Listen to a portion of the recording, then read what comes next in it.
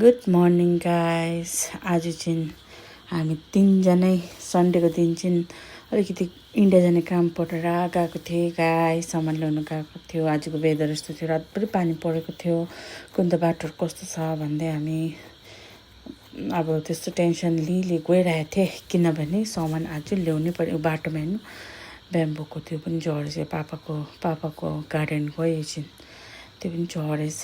तर भए पनि केही छैन होइन, बिस्तारै गयो, बिस्तारै जाउँ भनेर होइन। त्यहाँदेखिको हामी खास चाहिँ हस्बेन्डलाई काममा पनि बोलाएको थियो, तर पनि 12 बजी जाँदा हुन्छ भने, त्यसले गर्दा हामी तीनजना जाउँ न भनेर गयो। तेल लाउनेमा गयो, उयो गेलसुङै त्यहाँ इन्डिया साइडमा पुग्यो हामी। इन्डियामा चाहिँ पुग्दा घाम मजाले लाग्यो। त्यहाँदेखि घाम लागेर हामी गफ गर्दै गयो। वेदर राम्रो भयो, बाटो पनि यति नराम्रो छैन रहेछ, राम्रो रहेछ। यो चाहिँ इन्डिया बाटो हो।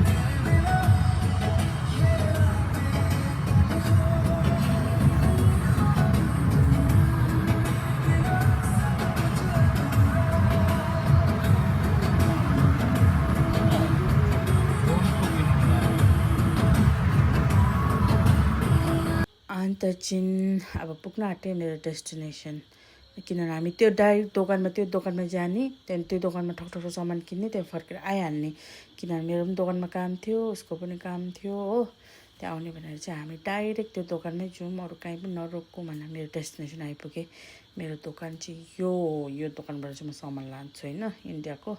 त्यो नानी र उनीहरू चाहिँ एकछिन गाडीमा बस्दै गर, म किनिहाल्छु सामानहरू भनेर उनीहरू दुईजना गाडीमा छोडिराखेर मेरो सपिङ गर्नु थालेँ म।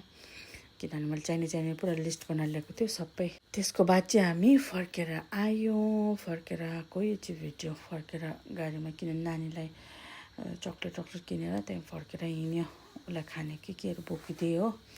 त्यहाँदेखिको फर्केर खास त हामी आज चम्पागुरीको उयो पनि लाग्छ नि, बजार पनि, त्यहाँ पनि आज त होस् नघुमौँ भनेर आएँ हामी। कस्तो गरम भएको थियो हप। त्यहाँदेखि चाहिँ फर्केर आएर मेरो दोकानको रेगुलर आज चाहिँ चिज बर्गर बनाइराखेको थियो हो। किनभने चिज बर्गर नानीहरूले माग्दै थियो नि त। त्यहाँदेखि चिज बर्गर चाहिँ म बनाइराख्छु। त्यहाँदेखि फ्रिजरमा हालेर राख्यो भने तताउँदै दिँदा हुन्छ आज चाहिँ भनेर मैले मेरो एज युजुअल काम गर्नु स्टार्ट गरेँ। त्यसको बाद चाहिँ इग्लेयर्स बनाउनु थियो।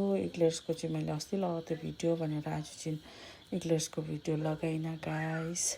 अब जिन्दगी यस्तै हो होइन, दोकानमा अब रेगुलर कामै हुन्छ। त्यसको बाद एकछिनमा पानी चलाउनु पर्नु थालेँ।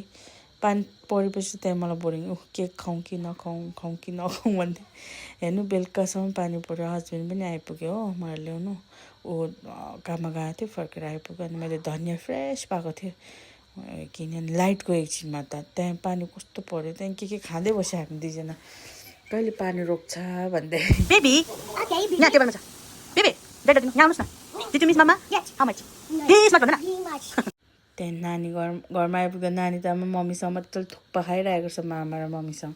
त्यहाँदेखि चाहिँ नानी घरमा ल्यायो। यति नै हो आजको लागि। Thank you for watching. See in the next blog.